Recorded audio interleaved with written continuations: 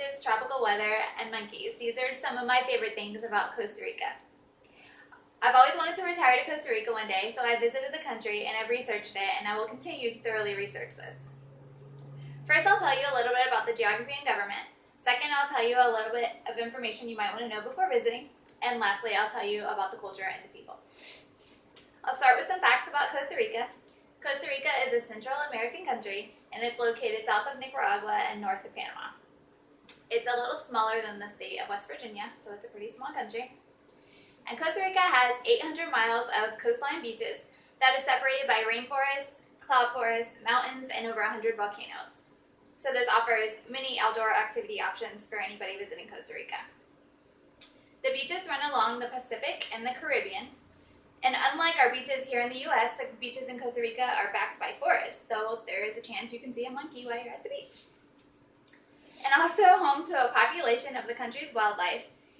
The rainforests are found in the lowlands of the Caribbean and in the Pacific Southwest. In the Introducing Costa Rica section of Christopher Baker's book, Costa Rica, it states that more than half of the country is 3,300 feet above sea level. These high elevations create cloud forests, which are forests that have a constant mist that sifts through the trees. Now, Costa Rica has two seasons. There's a dry and a wet. The dry season is December through April, and the wet season is May through November. And the average temperature is around 71 to 81 degrees, so it's pretty nice.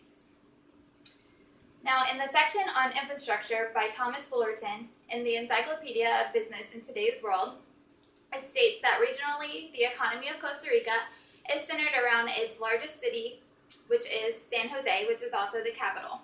And this is also where the majority of the population is in the country. Now, Costa Rica is a democratic republic with an elected president, and they have two vice presidents that assist their president. And since Costa Rica has declared neutrality, they do not have an official military. They just have their police force, and there's a branch of the police force that has military capabilities. Now let me tell you some information you might want to know before visiting Costa Rica. The dry season is considered the best time to visit, and as a U.S. citizen, you can travel to Costa Rica with just your passport, but you have to have a return ticket, and you can stay there for up to 90 days without any additional paperwork or visas. As stated by Thomas Fullerton in the Encyclopedia of Business in Today's World, the road system has not been maintained very well in Costa Rica, and it hasn't kept up with the economic growth. So it makes it a little challenging to drive through Costa Rica. So you want to watch out for other obstacles in the road as well, such as the major potholes, people, and animals that you'll find all over the roadways. Now, the local currency in Costa Rica is the colones, and even though the official language is Spanish, English is really common in the country. And pretty much anywhere you go in Costa Rica, they'll accept a U.S. dollar, but if you want to do the math, about $1 is 540 colones. Also, take note that while you're in Costa Rica, if you see a sign for a soda, they don't mean a cola beverage as we might think here in the U.S. It's actually a small food counter or cafe. It's generally family-owned, and you'll see these all over the country. Finally, I'll tell you more about the culture and the lifestyle of Costa Rica. Costa Rica has the highest literacy rate in Central America, and English has been required in Costa Rican schools since 1994.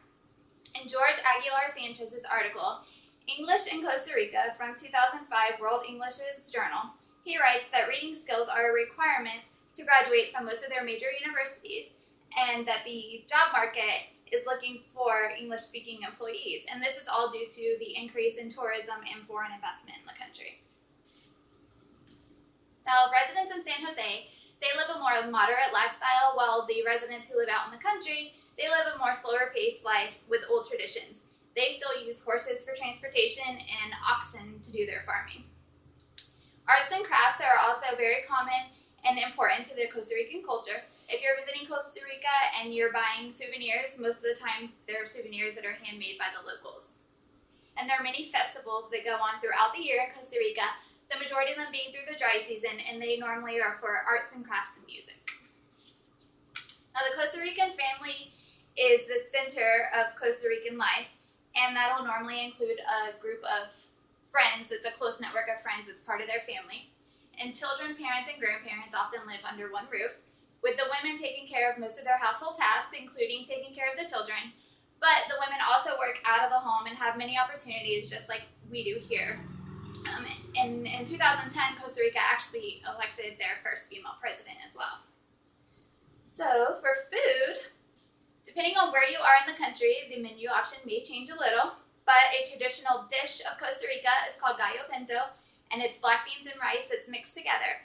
And this is served with all their meals, even their breakfast meals.